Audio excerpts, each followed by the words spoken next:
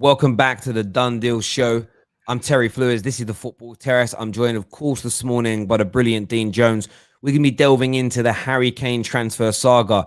Reports of deadlines, reports of him actually having to stay for the remainder of this season at Tottenham Hotspur. It's all up in the air what's going on. We're going to delve into that in great detail and give you the latest lowdown on what's going on with potentially the biggest transfer in English football history.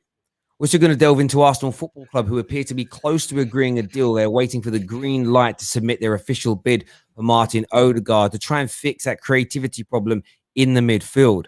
There are also reports of a number of incomings and outgoings, potential player fallings out, even rumours of Mikel Arteta losing his job to delve into and talk to Dean about. We're covering off Chelsea and their pursuit and delay of Jules Kounde. We'll take a rain stop check on all the clubs, all the big six, and what they're looking to do between now and the end of the transfer window. Make sure you smash that like button. Share this stream across your social media platforms. Let's do this, people.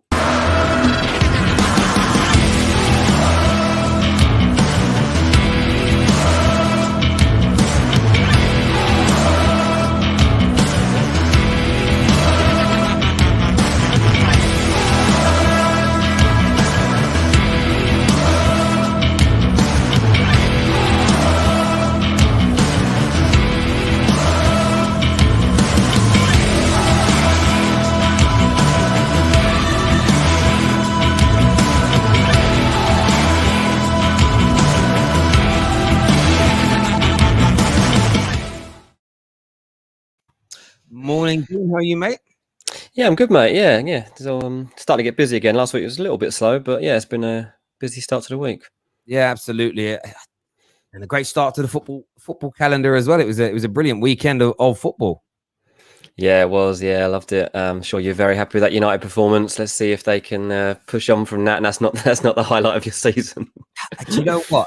Like, everyone knows my thoughts on. We started the campaign 2 years ago, I think, or 3 seasons ago against Chelsea, where we won 4-0, and it was like, Ollie, it's clicked for Ollie. It might be the start of Ollie's first full season, so the 18-19 campaign. So yeah, a couple of years ago, beat Chelsea 4-0, and it was like, right, this could be a great season for us. And I think we then only won one of our next 5 or 6 games. So yeah, absolutely. But it was a great advert for the Premier League this weekend, and having fans back was just amazing, wasn't it?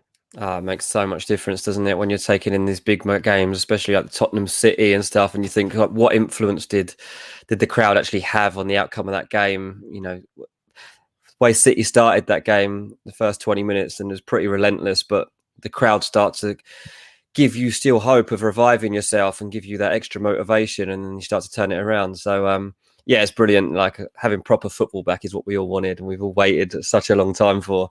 Those days you would daydream when you're just stuck in your own house about having football back, having the chance to go to football, and here we are. I'm actually off to Millwall v Fulham tonight, so that's proper back to football, going to Millwall away. Yeah, mate, be careful.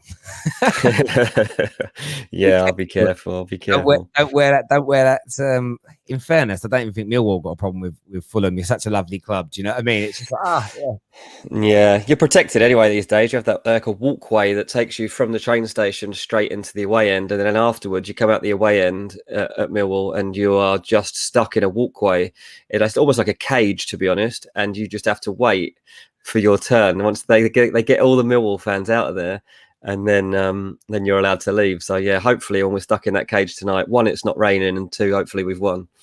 Yeah, absolutely. I always love. Listen, they've got to do that to protect people, haven't they? I always love how it's.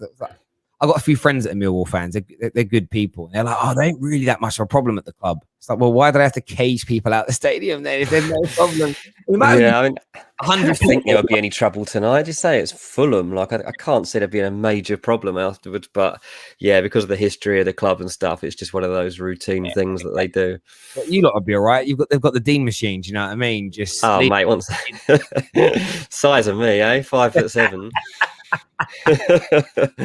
Your pocket rocket, just ready to. I mean, I hear you. It's great to have the fans back and everything else. And the transfer window this week seems to have really started to kind of like pick up a little bit of pace again. It feels like it's waiting for a deal or two to go through. We will touch on Harry Kane that big move a little bit later on in the show, and a few other moving parts that are going on as well. The same with Arsenal with Odegaard. I did want to start very quickly, if possible, with Chelsea, because of course they've completed Lukaku.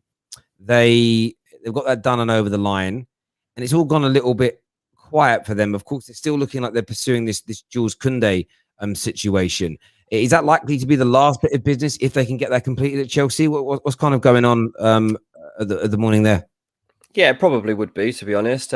If they were to get Kounde done earlier, then it might have given them time to have a look at the Declan Rice situation. But I'm sure you've read, like, a lot of the feeling now is that Declan Rice is staying at West Ham for the season. And that's because, like, there just hasn't been time to get that going. Chelsea just not been able to move forward with it. Not that they're not interested, it's just that they've had to prioritise other things right now, and Kounde was that. I mean, would obviously have an impact on Trevor Chalobah, who's had a good start to the season. The club haven't decided yet what they're going to do with him. Obviously, the way that he's playing, that you start to lean towards he can be an important player to have in the squad for the season. But if Kounde comes in, then it's obviously going to limit his game time. And at the end of the day, you have to judge the club on where they're heading right now and what their ambitions are for the season. This isn't last time around when Frank Lampard was coming in. You're just trying to rebuild something, give youth a chance, and a free hit kind of thing. Like, Chelsea have got to compete to win the Champions League and the Premier League. And Kounde has already got that proven quality at the very top level. And Chalobah hasn't got that, not necessarily his fault, but he hasn't got that. So we'll have to wait and see whether he's able to stick around or whether he has to go out on loan. You know, he obviously wants to stay, but that's the only real twist I see in it right as it stands right now. Yeah, and that kind of makes sense. Look, I mean, Chalobah's kind of cameo and breakthrough this season has been, as a football fan, it's been lovely to see. You could, the kind of things have emerged since, you know, the kind of celebration was almost that, I think, related back to a tweet some years ago where, you know, he said he was going to, you know, make it for his mum and things like that. And he probably just had that sense of kind of that overflow of emotion when that ball went in, because he started 2 games on the bounce. He scored on his Premier League debut for his boyhood club, and it was lovely to see.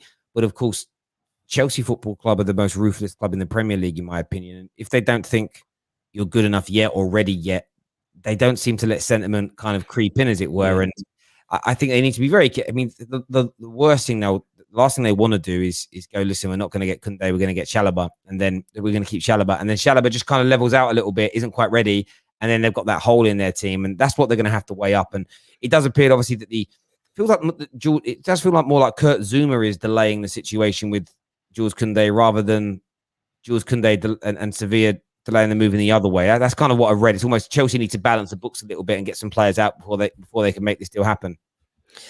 Yeah, there is some concern over, like, FFP and repercussions of the kind of business that they're doing. I know you'd look at it and say, well, hang on, what about PSG? What they're doing? But Chelsea, obviously a very smart football club. They don't want to land in any trouble as a result of their transfer business and the contracts that they're giving out. So they're having to be a little bit careful. And because Sevilla are trying not to budge over Kounde's release clause, and the fact, you know, Sevilla have got a really good opportunity this season in La Liga to actually put up a title fight. They gave it a go last season. They finished fourth for the last 2 years now. But at a time when you're not sure what you're getting in that league, in the title hunt, like Atletico, Real, Barcelona are all going to be in there. You don't know if anyone's going to run away with it. And if not, then Sevilla would like to believe that they could give it a go, because there aren't many opportunities, many seasons when you do have that chance. So they want to keep Kounde, obviously, but they want Chelsea to meet their trigger figure if they're going to get him out of there. And at the moment, they're not there. Yeah, so totally get that. We have a super chat here from Just Football, who said, Terry, I'm going to pass over to you, Dean. Do you think Man United can get Mbappe plus cash in a swap deal with Martial? No, I don't. I mean, to be honest, not even a player that United have really looked into. It's if he was to go anywhere in England, I think it would be Man City. I don't think that Mbappe is on United's radar at all. I think they're quite realistic about that, and signing Jadon Sancho probably plays into that. Yeah, I agree. I think he's got his mind set on Real Madrid, hasn't he? So it's almost one of them. It's a bit like I look at I always say this to fans, when a player's got his heart set on one particular club, most don't bother get involved. It's almost a case of we'll sort of sit here and wait to pounce later on down the line. Indiana here says Haaland would be the target, not Mbappe. I mean, Haaland is definitely more of a longer term target for Man United, I would say, than Mbappe. Yeah, and it makes a lot more sense, to be honest, in terms of the structure of the business that they've been doing. They've obviously tried to get Haaland, and when Ollie came into the job, he flew out and had talks with Haaland before he went to Dortmund, and United were hopeful that he'd have talked him around into joining. And at that time, Haaland just decided that United at that point wasn't the right move for him. And to be honest, he probably made the right decision, and Dortmund's been a great platform for him. He's on his farewell tour of Bundesliga at the moment. He's played 2 games this season. He's got 5 goals, 3 assists. It's absolutely ridiculous, man.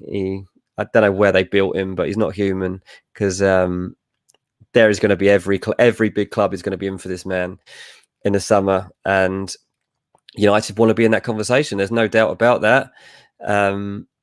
We won't really get an idea, I don't think, until the turn of the year as to where his mind is heading, because right now he is just completely focused on having a ridiculous final season with Borussia Dortmund.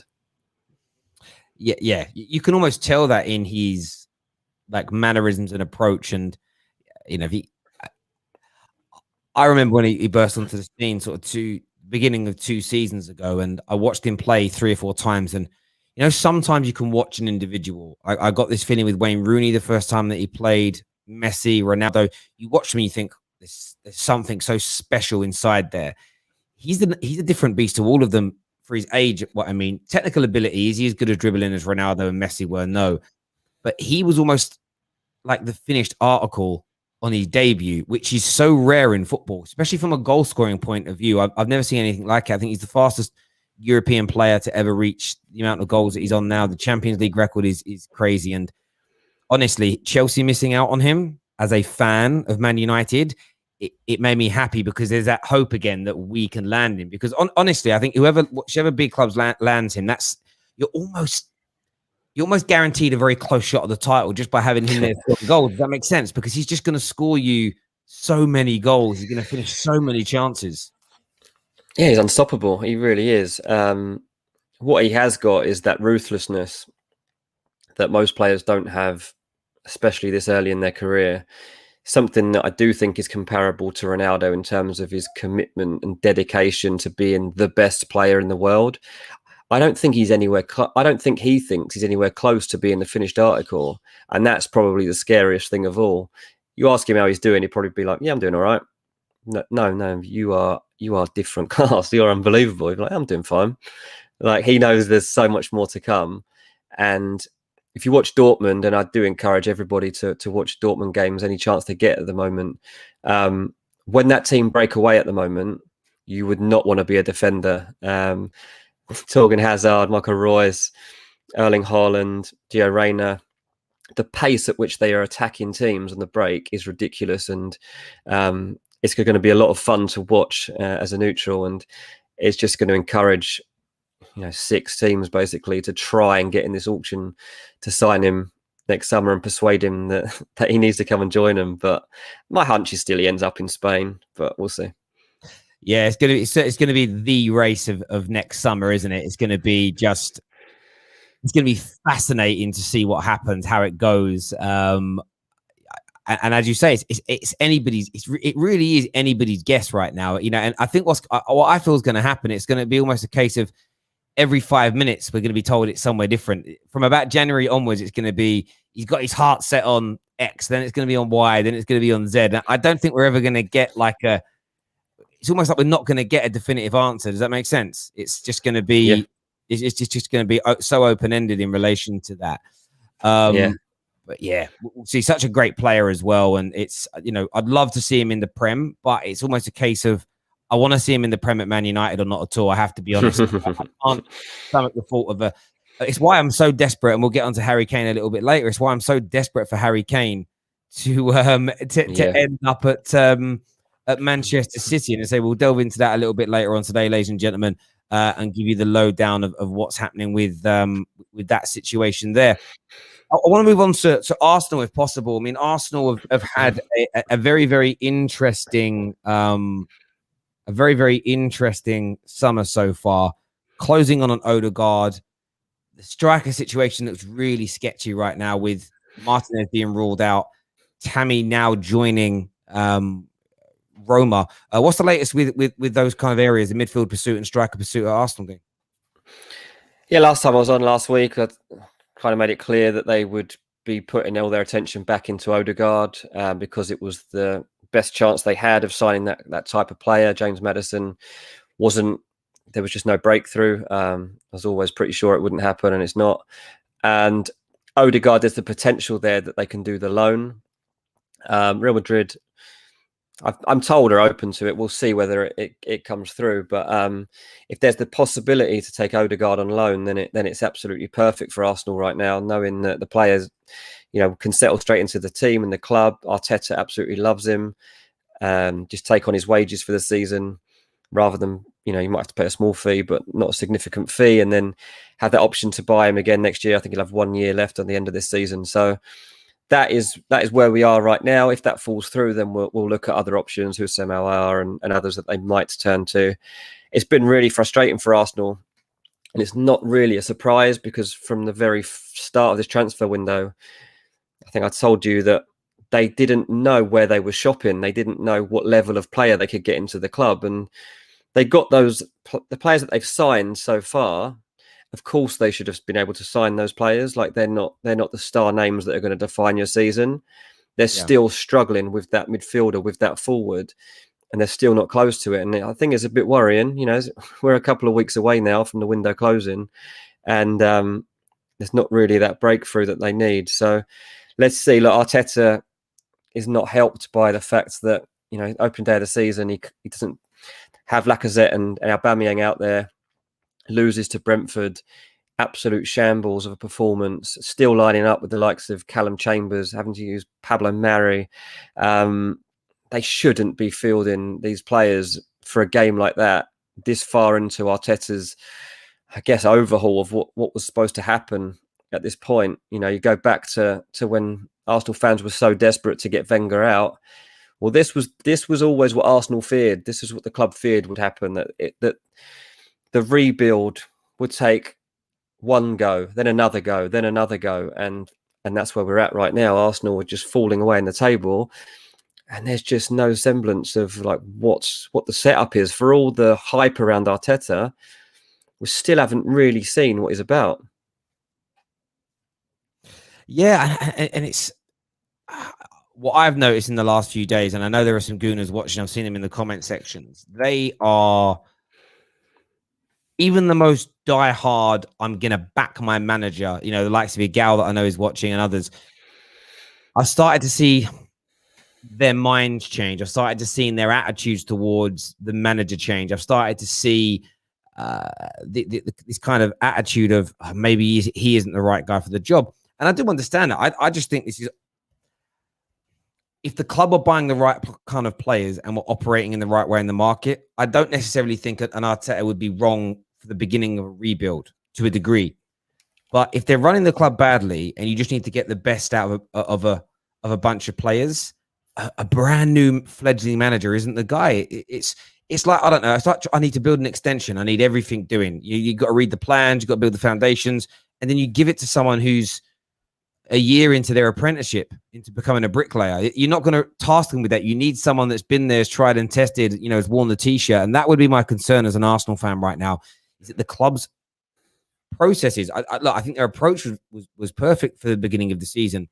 But as I said, my example was this, like, I can go and buy the right ingredients. I can do all the prep. I can put all the energy and effort into making a really nice dinner. But if I leave it in the oven too long and I burn it, the end result is shit. And that's what it feels. This feels like that's how this summer's going to end for us. They've done all the hard work, but when it's come to the crunch, they haven't got it over the line. And Arsenal fans are starting to get angry. You lose that first game, and the most painful element is this: their next two games are Chelsea and Man City. So it feels like it could get a lot worse before it gets better in terms of the mood around Arsenal Football Club.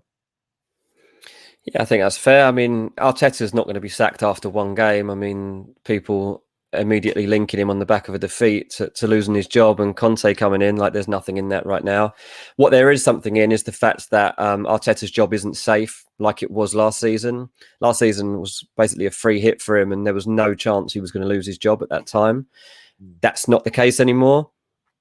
We'll have to see how he comes out of this transfer window and then into the season proper, as you'd really call it, once the squads are settled and you know what you've got, and how he goes into that first few months of the season up towards Christmas. Because if Arsenal aren't in a strong position coming into December, then I do think his job's on the line, and I do think Arsenal then start to consider like a change. But we'll have to see. Look, he's not helped by the fact that Aubameyang is not there anymore. Like he's not the player that he was. Think back to, I don't know how many months ago it is now. I've lost all track of time in the pandemic. But when Aubameyang was scoring those goals from the same area of the pitch, like go back to the cup final and stuff like that, he was on fire, and they'd open up the play. Aubameyang would get into that slot. He'd guide inside. He'd bend it into the far corner. It was happy days, and it looked like Arsenal were onto something. And look, there's some friction there right now between Arteta and Aubameyang. We'll have to see how it plays out. Aubameyang's not going to be leaving in this transfer window. There's no club out there that would buy him, particularly on the contract that he's on. But there's an issue there. Lacazette, they've tried to find a buyer for Lacazette this window, that it's not there so far. So that restricts everything as well, you know, that Arsenal want to do and can do. And well, Arteta is trying to build something. Like there's always seems to be something in his way blocking, and there's always some new situation that crops up.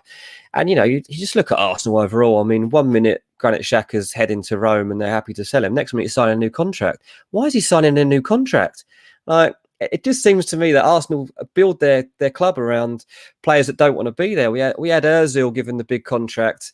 Bad idea. Aubameyang gets the big contract. Bad idea. Now Granit Xhaka's got a new contract. I can't see how that's a particularly good idea.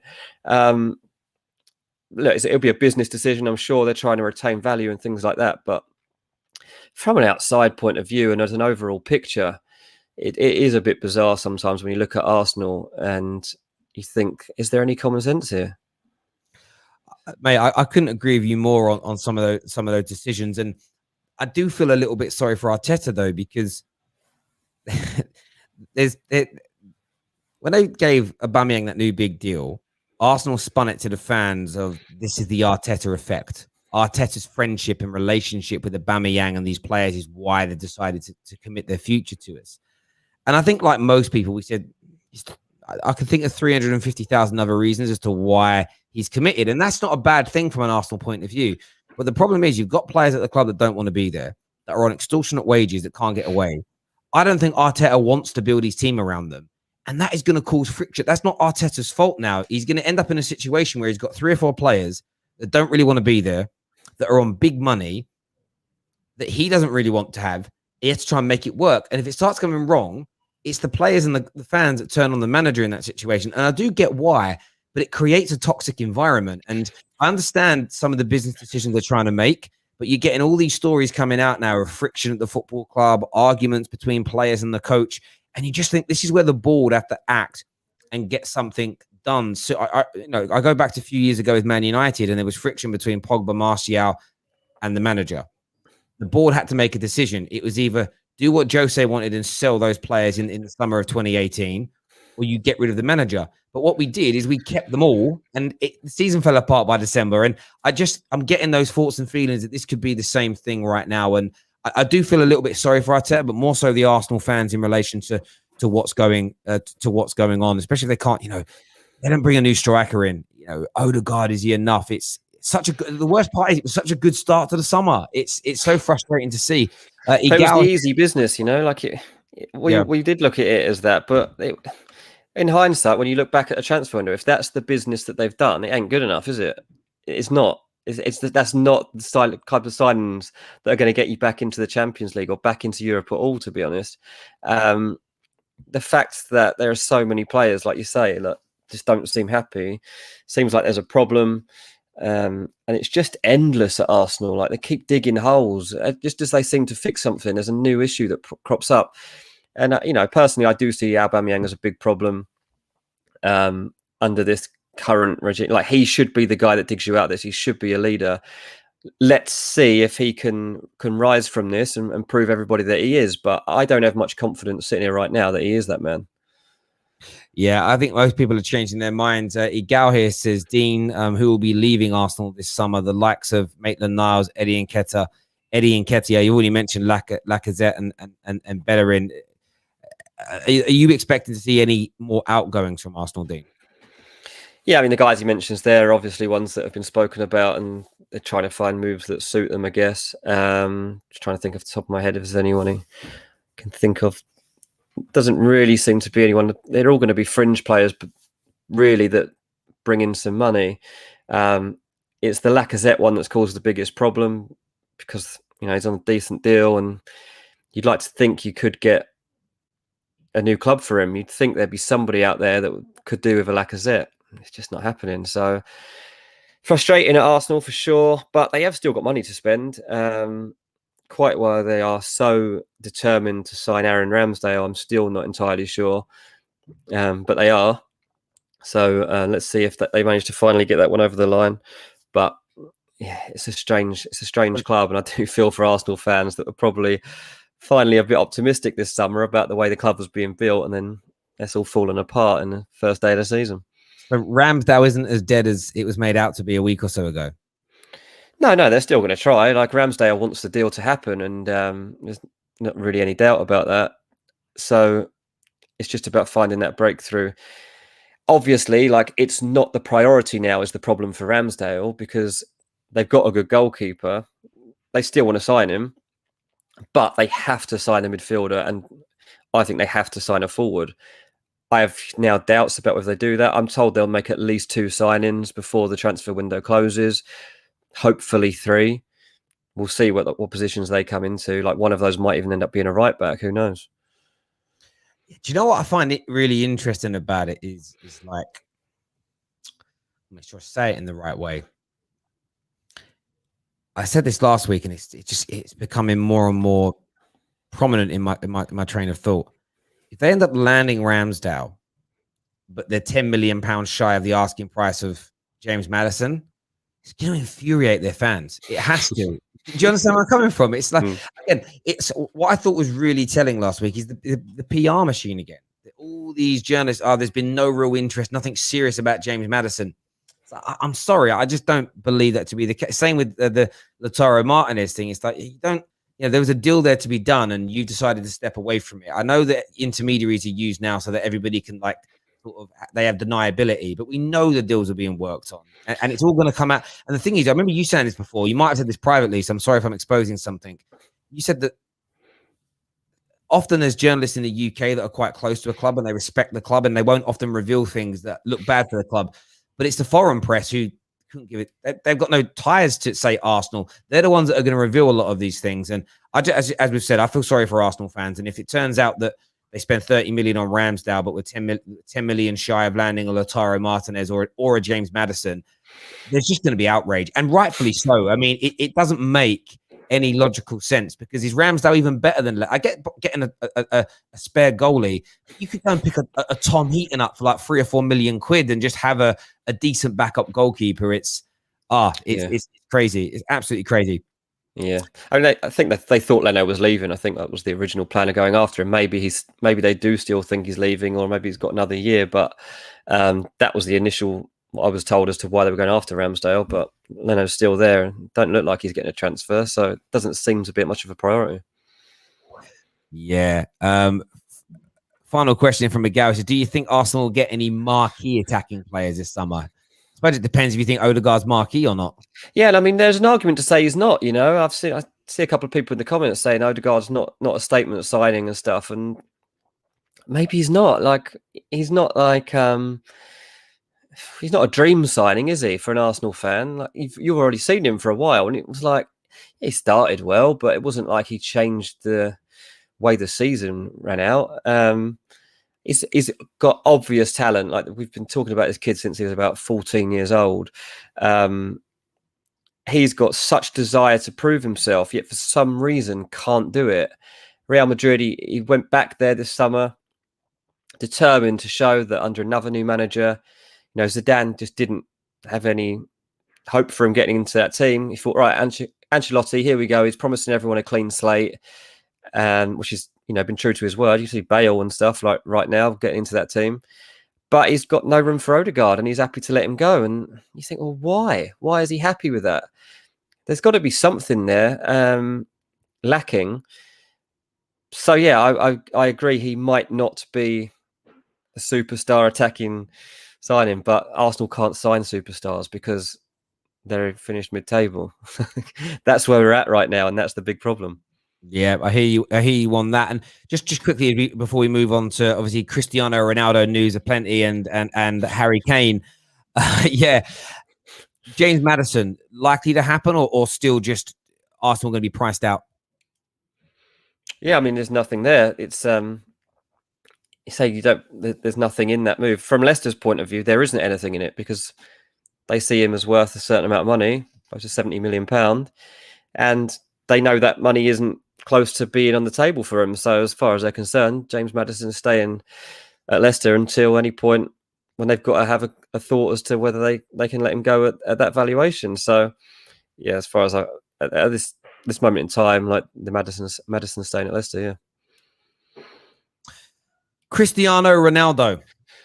Yesterday was a crazy day. PSG, and then these random false links to City, and then an X Factor style reveal, probably the best football show around at the minute.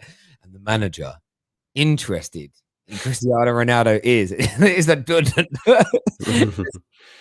honestly, I thought Simon Cowell was going to come out of a golden buzzer. It was amazing. But Ronaldo's now linked with a move back to Real Madrid. I mean, do you see that happening? Do you see Ronaldo moving from Juve this year? Like, what's your sort of thoughts on it as a transfer expert around that kind of news in relation to Ronnie yesterday? I mean, you go back a few weeks and I was speaking, we start looking ahead to the season. And so I check out all the big clubs and speak to people close to those clubs. And the word was that there was no chance now that Ronaldo was going. He was in for the season. And then it would be basically his last season in Serie A. Allegri back in there, Juve trying to get the title back. Ronaldo key to that. So they didn't really see that there was any chance of a departure. And you probably still say that that's the case. I mean, maybe Ronaldo doesn't like seeing Messi have all these headlines and thinks, hang on, I don't want to see Messi getting all the fuss over these transfers. It's almost bigger fuss than was made over me. But to sign Ronaldo suddenly in the last 2 weeks of the window would be a massive surprise. It's funny when obviously the stories crop up because you have to start looking into it. But then I can remember a few times now when Ronaldo's been linked to a return to Man United and there's just nothing in it. Like Man United were never looking to take Cristiano Ronaldo back to United. So there's always this skepticism from me about any transfer regarding Cristiano Ronaldo. All I really know is that Ronaldo's sees his future in 2 years now, probably maybe 3, is MLS. So it's a stepping stone to get to there. Or does he go straight there? I mean, you'd imagine he'd go somewhere else before America. But it's tricky. I mean, for now, I'm going to have to say that I highly doubt Cristiano Ronaldo is going to leave Juventus. Yeah, I'm in the same train of thought as you. I just don't see it happening. I kind of look at Real Madrid's situation again, and I looked at yesterday's news, and there's the Mbappe news of maybe him leaving PSG, and I feel like there's an element of credibility to that because he's always wanted to make this move. He leaves on a free next year. They've just signed Messi, so they legitimately have a replacement for him now. It kind of makes sense and some noise. Whether that deal gets done or not, I don't know. But re-signing Ronaldo when Real Madrid are looking at Mbappe and Haaland, it just doesn't seem right. It's almost, unless he's on a 1-year deal, which he's not going to sign, you're going to bring someone in on ridiculous money who is amazing, but there are 2 young pups. There are 2 young studs out there that you can go and get who can future-proof your team and are probably still going to be cheaper than Ronaldo on a weekly wage basis. It just doesn't, I saw the report and I was like, yeah, okay, Ancelotti likes him. But do you know what I mean? I like Beyonce. I don't know what it means. Like it's kind of didn't seem to be too much more around it. Like it's get where I'm coming from. And then you had the reports to City and reports elsewhere. It was almost because the news was there's a big announcement coming, and I think a few outlets were like, right, let's guess where we think that could be. And two of them seemed to have guessed it wrong, and one of them seemed to have guessed it right. But yeah, it's going to be intriguing to see what happens with Ronaldo. I think I'm a bit like you. I think he'll stay. I don't think there's too much in it. As of right now, things can change very, very quickly. But yeah, I think personally he's staying. Yeah, I mean, you got to look at that. El Chiringuito is as much an entertainment channel as it is a sports outlet, and look, they do break some good stories and stuff, but equally that they want to entertain people and get some talking about some big storylines. So if they hear that Ancelotti would love Ronaldo back, that's a great talking point, and it gives you a reason to spark, transfer debate. From what I'm told, Ronaldo is not thinking that he's going to go back to Real Madrid. Yeah, absolutely. We've got a comment here from Artem, a super chat. Remember, get your super chats in. Any over the value of £5 or $5, you go into the prize draw to win a football shirt of your choice this month. Of course, winners in the last month have been Maria Williams and Mark Neighbour. I'm going to chase them up today because I don't do the ordering of things like that anymore because I've delegated as we've expanded. So I'll chase them up for you today. I know everybody else has received their shirts from prior. But Artem here says, if Chelsea get rid of 3 to 4, maybe even 5 players in the next in the next couple of weeks, it'll be over. But yes, do you see us going in for a midfielder? Reports say Tuchel still wants a DM. No, I don't really. I don't think the kind of players that they're looking to move on are to make space to sign Declan Rice or whoever. It's to just clear the decks, really. I mean, who are you talking about there? You're talking about Ross Barkley, Danny Drinkwater, Zappacosta. These guys that are just on the fringes, like Bakayoko. There's no future for these guys at Chelsea. They've got to find new homes for them and get them off the wage bill. If possible. So that's really how I see those outgoings. I don't think that I'm not going to say it's impossible that they go in for Declan Rice because I don't think it is impossible, but I'd say at this point it's unlikely just because of the Lukaku deal taking up some time and now Kounde taking up the next week, and then you've basically got 1 week of the transfer window left to make that signing, and it's going to be difficult, mainly because West Ham are trying to price him out the market, and also, Rice have to be very careful about how he dealt with that in case it fell through, So a tough one to do in the last week of the window. Absolutely. Speaking of tough in the last bit of window, we now, ladies and gentlemen, are bringing you the news about Harry Kane.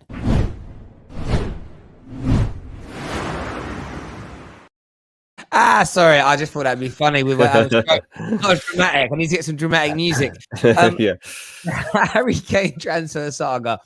It's a bit of a mad one. So again, the reports are plenty. Reports of deadlines this week, new bids this week. Spurs looking at replacements. There's a report in the Mail today that if they don't get Kane this summer, that's it. They won't go back in for him again. What's your latest understanding of all things in relation to Harry Kane's potential move to Man City?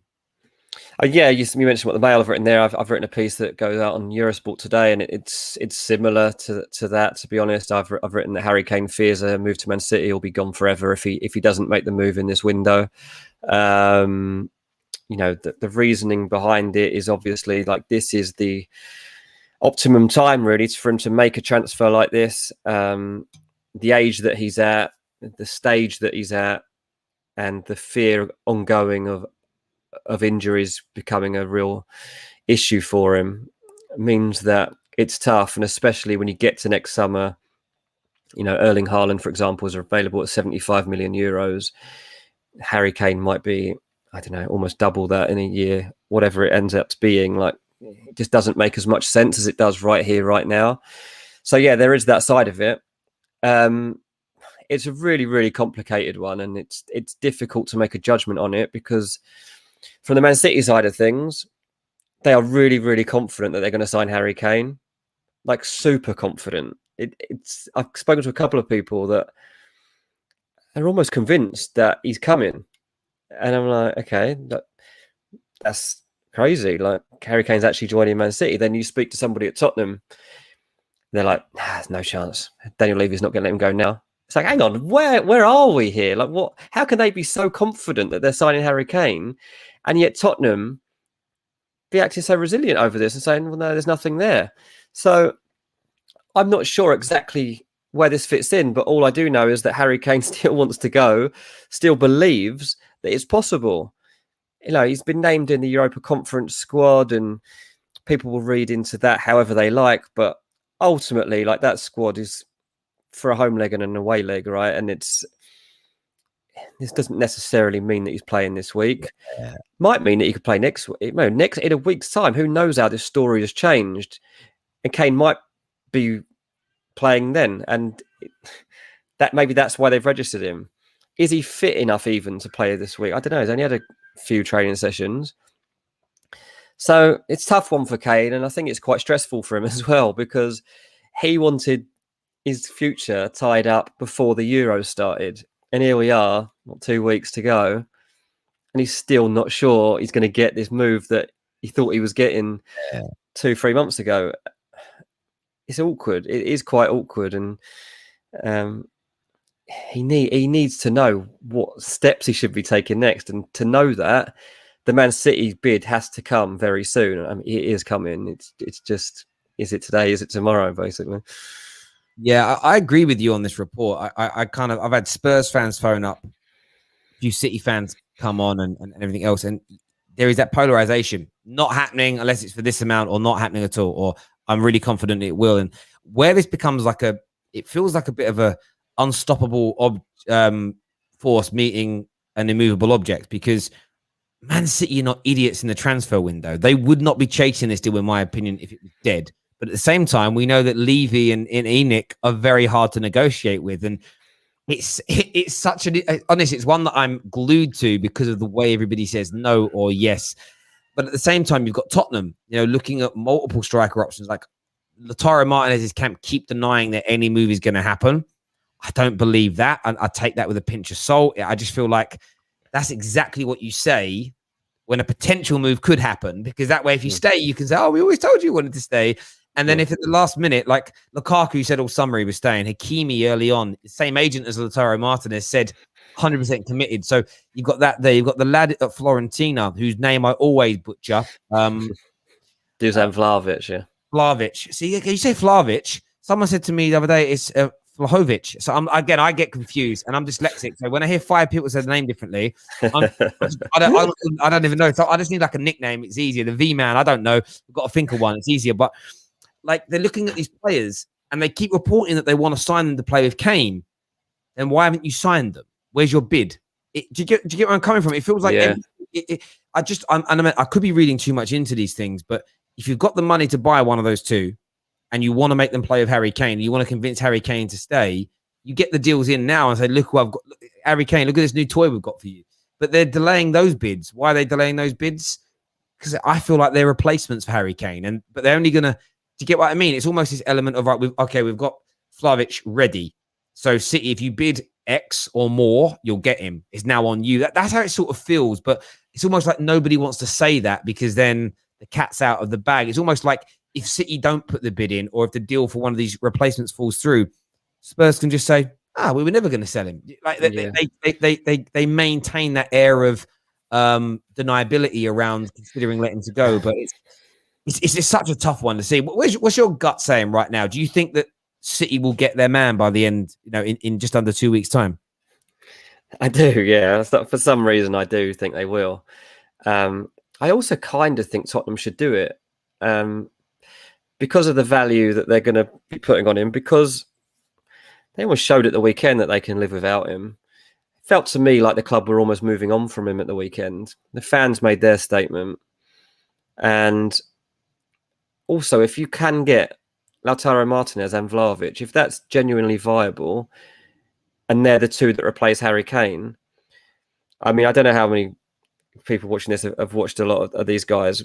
Lautaro's absolutely different class, and Vlahovic is emerging as one of the most deadly forwards I've seen in a long time. I watched him a couple of years ago. I was in America doing some work. Went to a pre-season game in Chicago, and Fiorentina were playing, and Vlahovic came on, and I was watching, and I said to one of the lads that I was with, I was like, I think he was wearing like number 80 or something like that. And I've been watching for about 20 minutes. I was like, who is that? I was like, I don't recognise him. They said, oh, it's Vlahovic. Keep an eye on him. And ever since that day, I've kept an eye on him. And this lad, honestly, is the real deal. And he's going to make a special move after Fiorentina. But they've got a release clause themselves. They've got him signing a new contract. So it's hard to read into it. But if that's doable, if they could get those two, then fair enough. And because the Tottenham story was there about them going for Martinez, I do wonder if that is all ready to go as soon as Kane goes. Yes, the story that a lot of us were given was that it's to play with Kane, not to replace him. That's how I was kind of told that. I don't know, like it's not in everyone's interest to tell me every precise detail exactly as is true, is it? For me to then go and write up and put in a report. Why I sometimes wonder why people are ringing me with stories, to be honest, because I'm like, why do you want this out there? I'm always got to be a bit skeptical and make other check calls because, you know, what do you want out of this? But the more this drags on, the more I'm thinking Tottenham have got a deal in place here to sign Martinez if Kane goes, and they've been an admirer of him for 2 or 3 years, and the plan leading into this was always that if Kane goes, we want to get Martinez. That's what I'd always been told. So to suddenly change that and say, no, it's actually wanting to play with Kane, does it fit? I don't know. Yeah, I sort of, again, it's about sometimes just thinking about these things logically. Again, like I said already, if they were going to signing one of these two to play with him, you'd do it now it would be done early. It'd be done quickly to show Harry Kane why you've got to stay with us. You put the money down. You'd say, listen, it's because the way it was reported, it was almost like, oh, we're buying Harry Kane a present to show him to stay. So why would you not get that done earlier? Why would you leave it so late for that to fall through or go wrong? You know, if Martinez pulls a hat, you know, gets an injury tomorrow, that deal's off. You know, if Vlahovic gets an injury next week in training, it's off. He's not one of your players. Like, you get it done early. Equally, as you say, I know they keep distancing themselves, but every player that's to leave Inter has distanced themselves from leaving. Yeah. Money's come in, they've changed. And again, Spurs could very easily just come out. I mean, Daniel Levy could just do a press conference and say, not looking at Martinez. It's that silence that makes it's key to me. But yeah, it's going to be an interesting next couple of weeks to see how this plays out. And, you know, as and when that bid kind of comes in, sort of see what happens and how things move around. It's going to be interesting. But that might be Pete's job on Thursday, mate. Pete might be reacting to that one. Yeah. What I find interesting is they did look like on Saturday, and it's hard to like criticize City, but they did look like they needed a focal point. It seemed a little bit of they got the ball into that final third, and it seemed like a little bit of a mess. Now they've got KDB to come back in and a plethora of other talent, but it did feel like they needed a bit of a central striker, a focal point in that side. It all looked a little bit kind of tippy-tappy and you know, a lack of penetration in around the box. But maybe that's just like opening day, you know, lack of fitness, lack of cohesiveness that will click later on in the season. Yeah, I mean, look, they weren't ready for the season. Man City don't seem ready for the season, to be honest. The Leicester game and now this Tottenham game, I was just looking at it thinking, well, this isn't Man City. Like there was, they started the game well and bright and was the kind of City that we all recognise, and I think that's the City that we're going to see over the course of the season. But because you know their players were involved in tournaments to the late stages, because a couple of players have picked up knocks in tournaments over the summer, because they just haven't had the prep and they haven't got the team ready as they would have liked. Yeah, they are missing that focal point. Yeah, I think City do need Harry Kane. But we'll have to see whether they can actually get him. As I say, Man City are very confident that they're going to get him. So if they have this confidence, it's usually for a reason, because they can't think of too many times in recent years when they've gone after someone and not got them. You know, and people, you know, for some reason, people doubted the whole Grealish thing, and the Grealish and Kane stories came out at about the same time. Like the first leaks of them interested in those stories was, I'm going to guess, off the top of my head, was probably about March time. And the stories were City's main targets for this summer window are Harry Kane and Jack Grealish. And that has not changed. And we're here. They've got Grealish through the door, and they remain adamant that Kane will be too. There we go. Ladies and gentlemen, I appreciate you all tuning in. Please make sure you've smashed the like button for us before you leave this stream today. Really important to the Terrace that we do that. Let's get it past that 500 like mark before you go. Dean, as ever, brilliant updates. Thank you for the insight on all those stories. Cheers, may not always be what fans want to hear, but this is only update what we know. It says one of the Arsenal fans, like, Dean, please cheer up a sad Gooner today. It's not the worst thing you need is being lied to. You need to be told. Yeah, I'm not Edu, mate. Listen, Dean, top man. Speak to you again soon. All the viewers, thank you. Take care. Goodbye. God bless. We're back later today with more content for you. Speak to you.